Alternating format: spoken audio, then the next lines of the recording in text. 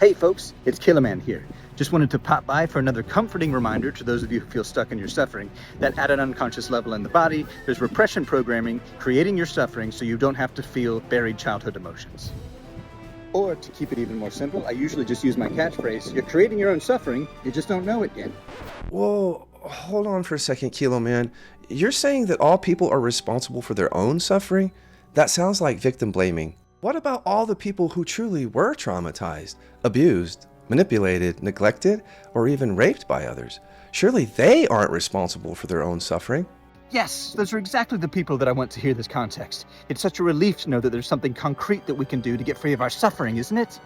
No, it's actually offensive, arrogant, self-righteous, and even abusive for you to blame victims, to suggest that they can heal and that you know how.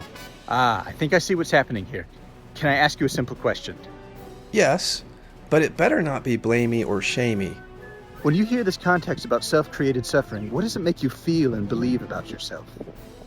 It makes me feel hurt, like I and all other survivors of serious trauma have done something wrong. Great catch. Now, what if I told you that by believing you're doing something wrong, you're keeping yourself safe from accessing deeper buried emotions? Ones that are less safe than hurt, like maybe anger, rage, or even your power. Look, don't take my word for it. Check the body for yourself. Are you angry when you have to believe that you're doing something wrong when given this context?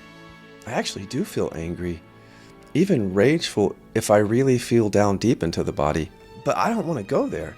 Anger is the emotion that hurt and traumatized so many of us abuse survivors.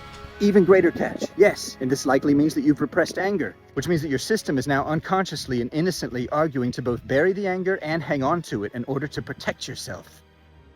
And by the way, this is exactly what I mean by self-created suffering.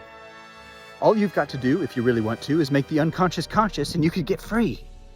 You're doing it again. How dare you blame or shame me for creating my suffering? Careful not to get caught in this loop, folks. When we're in emotional repression, everything can feel like blaming, shaming, or attack.